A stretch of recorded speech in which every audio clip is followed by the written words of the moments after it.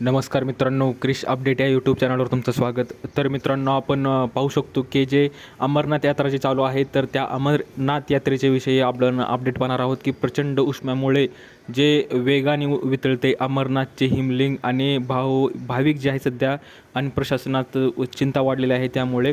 तर हे कशामुळे होत आहे, अमरनाथ जे हिमलिंग आहे ते कशामुळे वितळते याविषयी आपण सर्व माहिती आपण या व्हिडिओमध्ये पाहणार आहोत. तर मित्रांनो, तुम्ही जर पहिल्यांदा चॅनलवर आला असं चॅनलला सबस्क्राईब करायला विसरू नका, जेणेकरून नवनवीन अपडेट तुम्हाला या चॅनलवर तुम्हाला मिळून जाईल.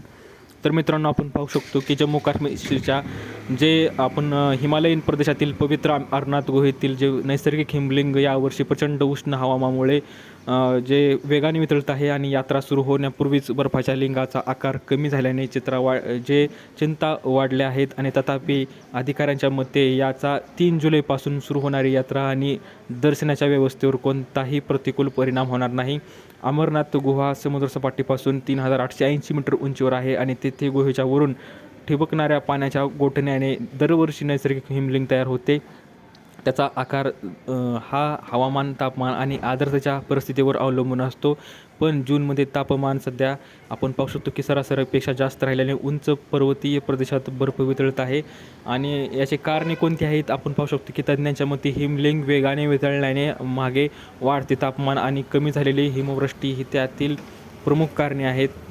आणि मागील जे आपण पाहू शकतो की हिवाळ्यात अनेक भागांमध्ये नेहमीपेक्षा कमी हिमवृष्टी झाली होती आणि त्यामुळे गुहेच्या सभोवतालचे नैसर्गिक वातावरण अपेक्षे एवढे थंड राहिले नाही आणि त्यामुळे हवामान बदलाचा सुद्धा परिणाम त्यावर झालेला असेल, असं जाणकारांचं म्हणणं आहे. की पर्यावरणवाद्यांच्या मते हवामान बदलाचा परिणाम अमरनाथच्या हिमलिंगाच्या निर्मितीवर आणि आकारावर होत आहे.